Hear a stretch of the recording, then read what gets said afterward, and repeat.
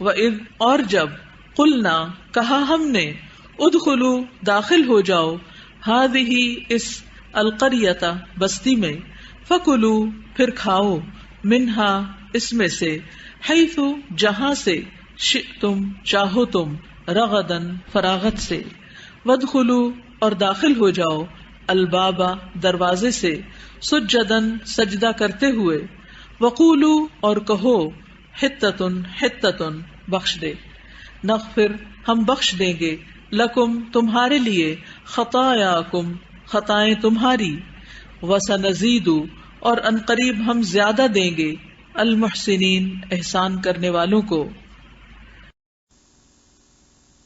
وَإِذْ قُلْنَا اور جب کہا ہم نے ادخلوا داخل ہو جاؤ. ادخلوا کا روٹ کیا ہوگا؟ دال خے لام دخل. ہذہ اس القریۃ بستی میں. قریہ بستی، کریا کریا اردو میں بھی استعمال ہوتا ہے، چھوٹی بستی. فکلوا پس کھاؤ منہا اس میں سے حیث جہاں سے شئتم چاہو تم رغدن خوب. وادخلوا اور داخل ہو جاؤ الباب دروازے سے سجدن سجدہ کرتے ہوئے. سین جیم دال سجدہ. وقولوا اور کہو حتتن حتتن. حتتن کا لفظی معنی ہوتا ہے اترنا. ہے توئے اس کا روٹ ہے، معنی ہوتا ہے اترنا، بوجھ اتارنا، گرانا. حتتن سے مراد ہے یہاں گناہوں کا بوجھ اتارنا. جیسے ہم عربی میں کہتے ہیں غفرانک، یا رب بخش دے، معاف کر دے، ہمارے گناہ ہٹا دے ہم سے. کیونکہ ہر گناہ کا ایک بوجھ ہوتا ہے نا. غلطی بوجھ ہوتی ہے نہیں؟ کتنے کلو کی ہوتی ہے؟ بھاری ہوتی ہے. محسوس کرنے کی بات ہے، جتنا آپ محسوس کریں. کیونکہ جس کو گناہ محسوس ہی نہ ہو، جیسے وہ کہتے ہیں نا کہ مومن کے لیے غلطی ایسے ہوتی ہے جیسے اس کے اوپر پہاڑ آ گیا ہو، اور منافق کے لیے غلطی ایسی ہوتی ہے جیسے ناک سے اس نے مکھی ہٹائی ہو. حضرت انس رضی اللہ عنہ سے روایت ہے، انکم لتعملون اعمالا ہی ادق فی اعینکم من الشعر کننا نعدها علی عہد رسول اللہ صلی اللہ علیہ وسلم من الموبقات. کہ تم ایسے کام کرتے ہو جو تمہاری نگاہ میں بال سے بھی باریک ہیں، یعنی بالکل معمولی ہیں، لیکن ہم ان اعمال کو رسول اللہ صلی اللہ علیہ وسلم کے زمانے میں ہلاک کرنے والے اعمال میں سے شمار کیا کرتے تھے کہ وہ انسانوں کی ہلاکت کا سبب بنیں گے. اور یہ دور صحابہ میں ہو گیا تھا، یعنی آپ کی وفات کے بعد لوگوں کے نزدیک آہستہ آہستہ غلطی یا گناہ معمولی بات ہو گئی تھی، اس کو محسوس ہی نہیں کرتے تھے کہ غلط کام کیا ہے. اور عموماً آپ دیکھیں کہ غافل لوگوں کا یہی حال ہوتا ہے، غلطی کریں تو ان کو احساس ہی نہیں ہوتا انہوں نے غلطی کی. کہتے تو کیا ہوا، سو واٹ، کیا فرق پڑتا ہے، سب لوگ یہ ایسے ہی کرتے ہیں. حالانکہ جو محسوس کرتا ہے وہ غلطی کو اپنے اوپر پہاڑ کی طرح وزنی سمجھتا ہے، اور پھر وہ چین سے نہیں بیٹھتا جب تک اس کو ہٹا نہ دے، توبہ نہ کر لے. تو انہوں نے جب انہیں کہا گیا توبہ کرو، استغفار کرو، انہوں نے اس کو مذاق بنا لیا. حتتن کو ہنتتن پڑھنا شروع کر دیا. ہنتتن کہتے ہیں گندم کو. نغفر لکم، معافی مانگو تو نغفر لکم ہم بخش دیں گے تمہارے لیے خطایاکم خطائیں تمہاری. نغفر کا روٹ غین فیرے. غفرہ کا معنی ہے ڈھانکنا، چھپانا. یعنی اللہ تعالی بندے کے گناہوں کو ڈھانپ دیتا ہے، چھپا دیتا ہے جب وہ معافی مانگتا ہے. کیونکہ غلطی یا گناہ یا قصور انسان کے لیے شرمندگی اور آر کا سبب بھی ہوں گے نا قیامت کے دن. تو تم حتتن کہو نغفر لکم خطایاکم، ہم تمہاری خطاؤں پر پردہ ڈال دیں گے. خطایا کس سے ہے؟ خطا سے. روٹ ہوتا ہے خے توئے حمزہ خطا. بلا ارادہ سرزد ہونے والے گناہ، یعنی ارادے کے بغیر ہونے والی غلطیاں کیا کہلاتی ہیں؟ خطائیں. ہے تو غلطی، غلطی تو غلطی ہے، غلطی کو نیکی تھوڑی کہا جائے گا. لیکن ایک ہے جان بوجھ کے کرنا اور ایک ہے بھول چوک سے. وَسَنَزِيدُ الْمُحْسِنِينَ، اور ان قریب ہم زیادہ دیں گے، نزید زیادہ دیں گے، یا ضرور ہم زیادہ دیں گے، المحسنین محسنین کو. محسنین کا لفظ محسن کی جمع ہے، محسن کا لفظ ہے سین نون سے ہے. حسن خوبصورتی کو کہتے ہیں، تو احسان کہتے ہیں کسی چیز میں خوبصورتی پیدا کرنا، حسن پیدا کرنا، اچھی طرح کام انجام دینا، کسی کام کو اچھے سے کرنا، یہ ہوتا ہے احسان. اسی لیے عبادت میں احسان کا درجہ کون سا ہے؟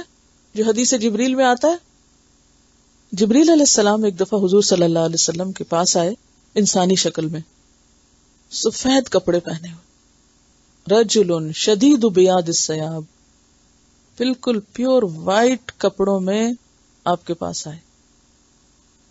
شدید سواد الشعر، بالوں کا رنگ بالکل سیاہ تھا. لا یرا علیہ اثر السفر، ان پہ سفر کے آثار دکھائی نہ دیتے تھے. ولا یعرفہ منا احد، ہم میں سے کوئی ان کو پہچانتا نہ تھا.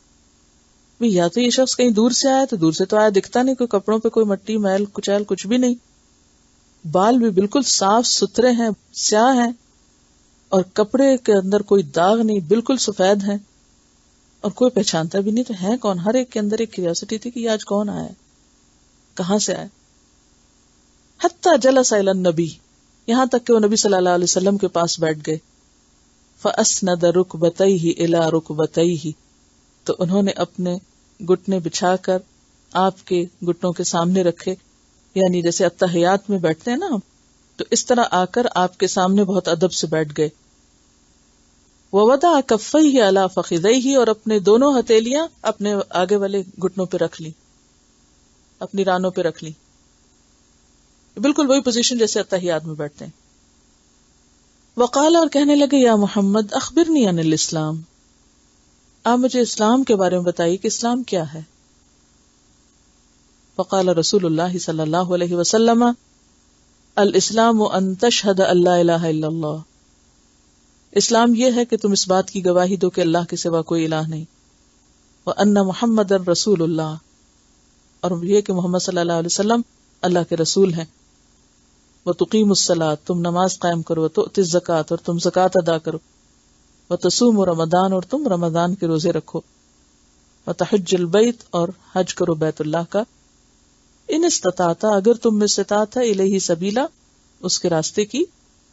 قال صدقت، تو سوال کرنے والا کہنے لگا آپ نے درست فرمایا. فعجبنا لہ، تو ہمیں اور تعجب ہوا کہ یہ کیا بات ہوئی. یسألہ ویصدقہ، خود ہی پوچھتا ہے خود ہی تصدیق کرتا ہے. قال فاخبرنی عن الایمان، پھر وہ شخص کہنے لگا مجھے ایمان کے بارے میں بتائیے. قال ان تؤمن باللہ وملائکتہ وکتبہ ورسلہ والیوم الآخر وتؤمن بالقدر خیرہ وشرہ. یہ جو ایمان مفصل اور مجمل آپ لوگ یاد کرتے تھے بچپن میں، یہ وہی چیز ہے کہ تم اللہ پر، ملائکہ پر، کتب پر، رسل پر، یوم آخرت پر، اچھی بری تقدیر پر ایمان لاؤ. قال صدقت، کہنے لگا آپ نے سچ کہا. قال فاخبرنی عن الاحسان، پھر کہا کہ مجھے احسان کے بارے میں بتاؤ کہ احسان کیا ہوتا ہے. قال ان تعبد اللہ کأنک تراہ، کہ تم اللہ کی عبادت ایسے کرو جیسے اس کو دیکھ رہے ہو سامنے. فإن لم تکن تراہ، پھر اگر یہ کیفیت نہ ہو کہ تم اس کو دیکھ رہے ہو، فإنہ یراک، تو اتنا ہی یاد رکھو کہ وہ تمہیں دیکھتا ہے. قال فاخبرنی عن الساعہ، کہا مجھے قیامت کے بارے میں بتاؤ. بہرحال آپ صلی اللہ علیہ وسلم نے فرمایا مل مسئول عنہا بعالم من السائل، جس سے پوچھا جا رہا ہے وہ سوالی سے زیادہ نہیں جانتا، یعنی لا ادری. قال فاخبرنی عن اماراتها، تو بولا پھر اس کی نشانی ہی بتا دیجیے. قال ان تلد الامۃ ربتها، کہ لونڈی اپنے مالک کو جنم دے گی. وان ترى الحفاة العراة، اور تم دیکھو گے ننگے پاؤں چرانے والے لوگ، العالۃ یعنی گڈریے، رعاء الشاء بکریوں کے چرانے والے، یتطاولون فی البنیان، کہ عمارتوں کو لمبا اونچا کرنے میں مقابلہ بازی کر رہے ہیں. یعنی وہ لوگ جو عرب کے بالکل بکریاں چرانے والے تھے، بھوکے تھے، پہننے کو کپڑا نہیں تھا، ان کے پاس اتنا مال آ گیا کہ وہ ہائی رائزز بنانے میں مقابلے کرنے پہ آ گئے. قال ثم انطلق، اتنے سوال کر کے وہ چلے گئے. فلبثت ملیا، تو میں تھوڑی دیر ٹھہرا. ثم قال، پھر آپ نے پوچھا، یا عمر، اے عمر، اتدری، کیا تم جانتے ہو من السائل، یہ سوالی کون تھا؟ قلت اللہ ورسولہ اعلم، میں نے کہا اللہ اور اس کے رسول کو ہی معلوم ہے، زیادہ جانتے ہیں. قال، فرمایا، فإنہ جبریل، یہ جبریل علیہ السلام تھے. اتاکم، یہ تمہارے لیے آئے تھے. یعلمکم، تمہیں سکھا رہے تھے. دینکم، تمہارے دین کے معاملات. یہ ایک پریکٹیکل ڈیمونسٹریشن تھی کہ علم حاصل کرنے کا ادب کیا ہوتا ہے. سب سے پہلی چیز آپ دیکھیے، سفید یونیفارم، اسپاٹ لیس، شدید بیاض الثیاب، آف وائٹ نہیں، شدید بیاض الثیاب، سخت سفید. جی، اور پھر اپنی حالت بھی یہ نہیں کہ جیسے تیسے کنگھی کرنے کا موقع ملا یا نہیں اٹھ کے آگے. شدید سواد الشعر، یعنی بال بھی صاف ستھرے کالے اور بالکل یعنی فریش. لا یرا علیہ السفر، سفر کے کچھ آثار نظر نہیں آ رہے کہ کوئی تھکاوٹ یا کچھ ایسے، یعنی پوری تیاری کے ساتھ آئے ہیں جیسے. اور پھر بیٹھنے کا طریقہ کہ کیسے آ کے بیٹھتے ہیں. پھر سوال کرنے کا طریقہ، اخبرنی عن الاسلام، جواب پا کر تصدیق، ٹھیک ہے. پھر ایمان کے بارے میں سوال کہ لوگوں پہ پوری طرح واضح ہو جائے کہ اسلام اور ایمان کیا ہے. یہ ہم سب کو پتا ہونا چاہیے کہ اسلام کیا ہے، ایمان کیا ہے. اور پھر صرف اتنا نہیں بلکہ احسان بھی پوچھا کہ احسان کس کو کہتے ہیں. تو احسان کا درجہ یہ بتایا کہ اللہ کی عبادت ایسے گویا تم اس کو دیکھ رہے ہو. تو احسان کا لفظی معنی کیا ہوتا ہے؟ کسی کام کو خوبصورت طریقے پر کرنا، اچھے طریقے پر کرنا. یعنی صرف نماز پڑھنا ہی نہیں بلکہ عبادت، یعنی اللہ کے راستے میں سر جھکانا ہے یا مال خرچ کرنا ہے تو خوبصورتی ہو اس میں، بہت عمدہ انداز ہو، اور یہ یاد رہے کہ یہ تم اللہ کے لیے کر رہے ہو. اور اگر یہ نہیں تو اتنا تو یاد رکھو کہ وہ دیکھ رہا ہے. اور پھر قیامت کے بارے میں جب سوال کیا تو آپ صلی اللہ علیہ وسلم نے کیا جواب دیا؟ میں نہیں جانتا. اس سے کیا پتہ چلتا ہے؟ تو آپ دیکھیے کہ یہ مثال بھی نبی صلی اللہ علیہ وسلم کی ذات سے ہمیں ملتی ہے کہ جس بارے میں یقینی بات نہیں پتا، کہا کہ جس سے پوچھا جا رہا ہے وہ پوچھنے والے سے کچھ زیادہ نہیں جانتا. نہیں، اس معاملے میں میرا اور تمہارا علم ایک جیسا ہے، یہ اللہ ہی کو پتا ہے. تو وہ شخص طالب علم کا حرص دیکھیں، وہ کہتے ہیں اچھا اگر وہ نہیں پتا تو کچھ نشانیاں ہی بتا دیجئے، یعنی کچھ کلوز دے دیجئے، کچھ قریب تک بات کر دیجئے. اس سے کیا پتا چلتا ہے؟ طالب علم کی حرص. کہ یہ نہیں کہ اگر استاد نے کہہ دیا یہ نہیں پتا تو وہ کہے اچھا اس کو یہ نہیں پتا تو کچھ بھی نہیں پتا. نہیں، جو پتا ہے وہ تو لے لو، کیونکہ ہر چیز ایک جگہ سے تھوڑی ملتی ہے. اور پھر آپ نے نشانیاں بتائیں اور پھر وہ چلے گئے. حضرت عمر تھوڑی دیر ٹھہرے. اب دیکھیے صحابہ کرام کا بھی طریقہ، یہ نہیں کہ اگر حیران ہے، ایکسائٹیڈ ہے تو فوراً ہی وہ دیکھ رہے ہیں جاتے اور فوراً سوال کر دیں، چپ کر کے بیٹھ جاتے. یعنی جو ہوا حیرانی کے عالم میں ہوا اور یہ عجیب سا واقعہ پیش آیا، لیکن کسی نے بھی کوئی ایکسائٹمنٹ اس طرح کی نہیں شو کی، آرام سے بیٹھے رہے. یہ کیوں ادب سے بیٹھے ہوئے تھے؟ کیا آپ خود بتائیں گے نا؟ آپ بتائیں گے. وہ جیسے لقمان حکیمی کے بارے میں ایک واقعہ آتا ہے کہ وہ حضرت داؤد علیہ السلام کے پاس گئے تو داؤد علیہ السلام زرہ بنا رہے تھے. تو ان کو سمجھ میں نہیں آیا کہ یہ کیا ہو رہا ہے، کیونکہ پہلی دفعہ اللہ تعالیٰ نے حضرت داؤد کے اوپر الہام کیا تھا زرہ بنانے کا علم کہ کیسے بناتے ہیں. زرہ کیا ہوتا ہے؟ لوہے کا لباس جو جنگ کے وقت پہنتے ہیں. تو کوئی سوال نہیں کیا، صرف دیکھتے رہے. تو جب بن گئی تو کہنے لگے کہ مجھے معلوم ہو گیا کہ آپ نے کیا کیا. اچھا ہمارا حال کیا تھا جب ہم کسی کے پاس جا کے کھڑے ہوں؟ یہ کیا کر رہے ہو؟ یہ کیسے کر رہے؟ یہ کیوں کر رہے؟ یہ کیسے کر دیا؟ یہ کیوں ہو گیا؟ یعنی اس شخص کو کنفیوز کر دیتے. کل مجھے اپنی غلطی کا بہت احساس ہوا کہ یہ غلطی تو میرے اندر بھی ہے. تیمیہ کچھ چیز فکس کر رہی تھی اور ساتھ ساتھ مینول پڑھ رہی تھی اس کا. ابھی ایک سٹیپ پہ تو میں کہتی یہ کیا ہے, دوسرے پہ تو میں کہتی یہ کیا ہے. جب اس نے کہا کہ ابھی میں پڑھ رہی ہوں تو فوراً میں نے ریئلائز کیا یہ میں حماقت کر رہی ہوں. اس کو بھی ابھی نہیں پتا اور ابھی وہ سیکھ رہی ہے اور پڑھ رہی ہے اور فکس کر رہی ہے. جب ہو جائے گا اور میرے میں اگر صبر ہے سیکھنے کا اور مجھے سیکھنا ہے تو مجھے دیکھنا چاہیے کہ ہو کیا رہا ہے, کون سی تار کہاں ڈال رہے ہیں اور کون سی کہاں سے نکال رہے ہیں. تو سیکھنے کے لیے یہ ادب بہت ضروری ہے کہ پہلے انسان غور سے سنے اور توجہ سے دیکھتا چلا جائے. یہ نہیں کہ کوئی کام کر رہا ہے تو اس میں بار بار انٹرفیئرنس. اچھا یہ بتا دو یہ کیوں کر رہے اور وہ کیوں کر رہے, اس سے کیا نقصان ہوتا ہے. نہ کرنے والا کام کر سکتا ہے اور نہ ہی وقت سے پہلے آپ کو علم مل سکتا ہے. آپ کو بھی صبر کی ضرورت ہے. تو وہ لقمان علیہ السلام جو تھے انہوں نے ایک بالکل نیا کام ہوتے دیکھا لیکن اس وقت کچھ نہیں کہا, دیکھتے رہے دیکھتے رہے دیکھتے رہے. جب سارا بن گیا تو کہا اچھا مجھے پتا چلا کہ آپ نے کیا بنایا ہے. تو اسی طرح جب انسان کسی نئی جگہ پر کوئی نیا کام دیکھے تو پہلے صبر سے غور کرے اس پر. تو عمر بھی دیکھ رہے ہیں معاملہ کچھ عجیب سا ہے, لیکن صرف عمر نہیں باقی صحابہ بھی دیکھتے ہیں اور جب وہ چلے جاتے ہیں تو یہ نہیں کہتے, ہم تو فوراً بولے نہیں تو اشارے کون تھا, کدھر گیا, کہاں سے آیا.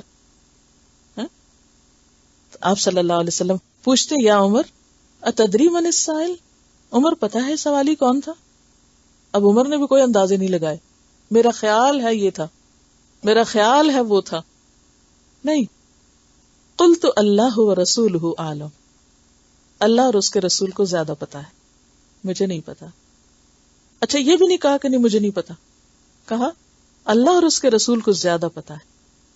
یہ پازیٹو سینٹینس. قال فإنہ جبریل اتاکم یعلمکم, یہ آئے تھے تمہیں سکھانے, خود نہیں سیکھنے آئے تھے. تو سکھانے کا ایک یہ انداز بھی ہوتا ہے, دو لوگ آپس میں بات کر رہے ہیں اور تیسرا ان کی باتوں سے سیکھ رہا ہے. جیسے ٹیلی ویژن پہ آپ ٹاک شوز میں کیا کرتے ہیں, لوگ آپس میں باتیں کر رہے ہیں اور آپ سیکھ رہے ہیں. صحیح چیز سے بھی سیکھ رہے تھے اور بعض اوقات دوسروں کی غلطی سے بھی سیکھتے ہیں. فإنہ جبریل اتاکم یعلمکم دینکم, یہ جبریل تھے جو تمہارے پاس آئے تھے تمہیں دین سکھانے کے لیے, دین کے کچھ معاملات بتانے کے لیے. تو یہاں پر کیا فرمایا, وَسَنَزِيدُ الْمُحْسِنِينَ, محسنین کو تو ہم ضرور زیادہ دیں گے, کیونکہ محسن بھی کیا کرتا ہے, اٹ موسٹ اسٹرگل کرتا ہے کسی کام کو اچھے سے کرنے کی, تو اللہ تعالی کی طرف سے اس کے لیے بدلہ یا اجر بھی پھر اتنا ہی بہترین ہوتا ہے.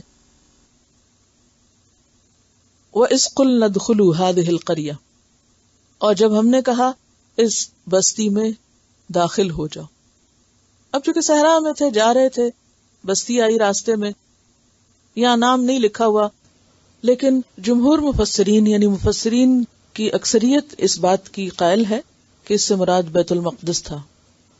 یعنی جیسے نبی صلی اللہ علیہ وسلم مکہ میں داخل ہوئے تو آپ عاجزی کرتے ہوئے داخل ہوئے, تو اسی طرح بنی اسرائیل کو جب ان کے اصل وطن میں دوبارہ داخلے کا موقع ملا تو ان سے کہا گیا کہ وہ بھی عاجزی کرتے ہوئے داخل ہوں. تو کہا کہ یہاں چلے جاؤ, فَكُلُوا مِنْهَا, اس میں سے جا کے کھاؤ, حیث شئتم, جہاں سے تمہارا جی چاہتا ہے, رغدن, جتنا چاہتے ہو. اب آپ دیکھیں کہ کھانے میں پابندی کوئی نہیں ہے, پیچھے کیا طیبات کھاؤ, حلال کھاؤ, ایک اور جگہ پتہ چلتا ہے, مگر یہاں کیا ہے, جتنا تمہاری ضرورت کا کھاؤ. اس سے کیا بات پتہ چلتی, یعنی ڈائٹنگ ہم اپنی ضرورت کے لیے کرتے ہیں یا اپنے فائدے میں کرتے ہیں, ورنہ حلال اور پاک چیز کھانے میں دین کی طرف سے کوئی ایک لائن نہیں ڈرا کی گئی کہ آپ ایک چپاتی کھا سکتے ہیں یا آدھی کھا سکتے ہیں, ایک گلاس دودھ پی سکتے ہیں. انسان کی ضرورت مختلف ہو سکتی ہے.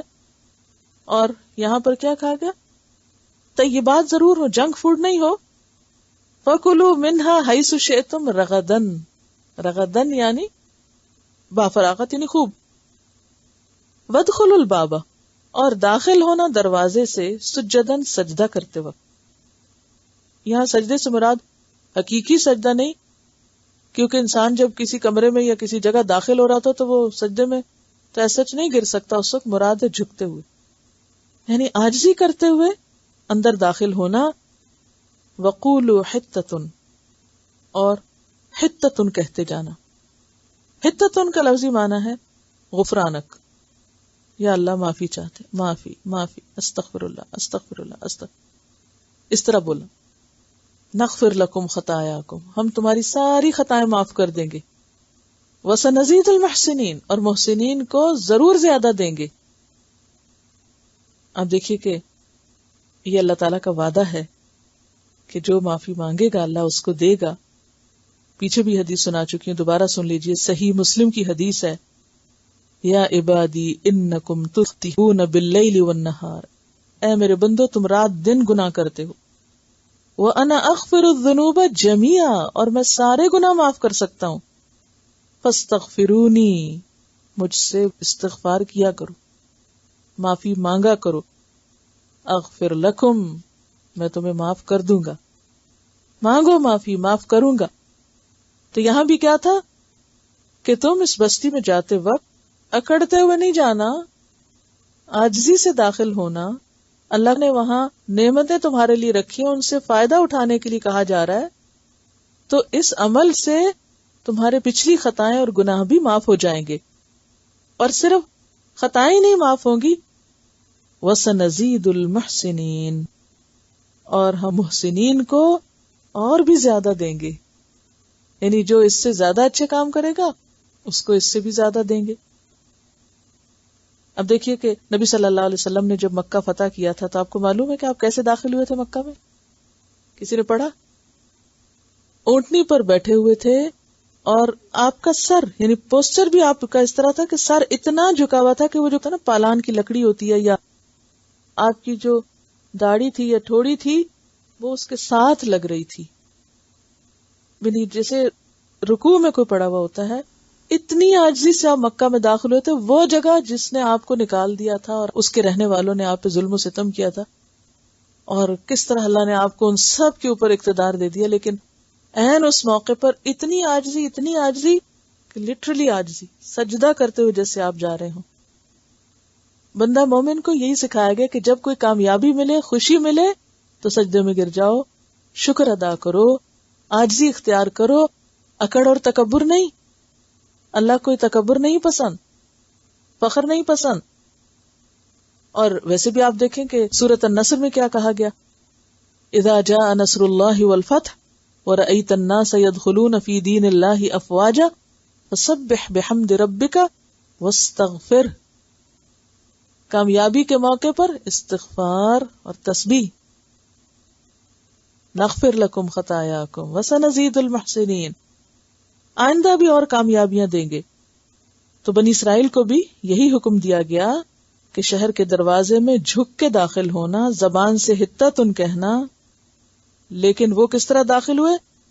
صحیح بخاری میں حدیث ہے کہ وہ گھسٹتے ہوئے داخل ہوئے سرینوں کے بل، اور حتتن کی بجائے حنتتن کہنے لگے. صحیح مسلم کی روایت میں حنتتن آتا ہے گندم چاہیے، گندم چاہیے، گندم. یہ صرف لفظ بگاڑا تھا، جیسے بنی اسرائیل نے رائنا کو رائینا کر دیا تھا نا، کیونکہ ان کی عادت تھی الفاظ کو موڑ توڑ کے کچھ سے کچھ بناتے تھے. جیسے کچھ لوگوں کی عادت ہوتی ہے، لکھا کچھ ہوتا ہے تو اس میں یا کوئی ایک حرف بڑھا دیتے ہیں یا گھٹا دیتے ہیں یا مٹا دیتے ہیں، اسٹریٹس کے نیمز یا اور اسی طرح. تو یہ کیا ہوتی ہے؟ ایک طرح سے شرارت ہوتی ہے. انسٹرکشنز میں اگر کہیں لکھا ہو کہ ڈو ناٹ ڈو دس، تو وہ کیا کرتے ہیں؟ ناٹ کو مٹا کے ڈو دس، یعنی الٹا کام غلط کرا. تو اس سے آپ دیکھ رہے ہیں کہ نعمتیں کیسے چھنتی ہیں، کیوں چھنتی ہیں. کہاں اللہ تعالیٰ فرما رہے ہیں اس بستی میں جاؤ، جو چاہو کھاؤ، اور کس طرح ان کے اوپر آسمان سے عذاب آ جاتا ہے. اور رجز کہا جاتا ہے کہ یہ طاعون کا عذاب تھا، کیونکہ طاعون کے بارے میں وہ حدیث آتی ہے، آپ صلی اللہ علیہ وسلم نے فرمایا کہ یہ طاعون اسی جزا یعنی سزا اور عذاب کا حصہ ہے جو تم سے پہلے بعض لوگوں پر نازل ہوا. تو تمہاری موجودگی میں کسی جگہ یہ طاعون پھیل جائے تو وہاں سے مت نکلو اور اگر کسی اور علاقے کے بارے میں تمہیں پتا چلے کہ وہاں طاعون ہے تو مت جاؤ. یہ صحیح مسلم کی روایت ہے. اور اس میں آپ دیکھیے کہ رجس کا لفظ ہم نے پڑھا تھا نا, کہ ایسی چیز جس سے گھن آئے, یعنی کہاں کہ طیبات اور طرح طرح کی نعمتیں ملنے والی تھی, اور کہاں یہ کہ وہ سب چھن گئی اور اس کے بدلے ان کے اوپر ایسی بیماری پڑی, ایسا عذاب آیا کہ جس سے وہ مصیبت میں گھر گئے. ایک حدیث سے ہمیں یہ بھی پتا چلتا ہے کہ انسان کے بعض گناہوں کی وجہ سے اس سے بعض نعمتیں چھن جاتی ہیں, یا ایک چیز اس کو ملنے والی ہوتی ہے لیکن اس کے گناہ کی وجہ سے اس سے وہ محروم کر دیا جاتا ہے. اس لیے غلطی ہوتے ہی احساس ہو, دیر نہ لگائیں توبہ کرنے میں, فوراً استغفار شروع کریں.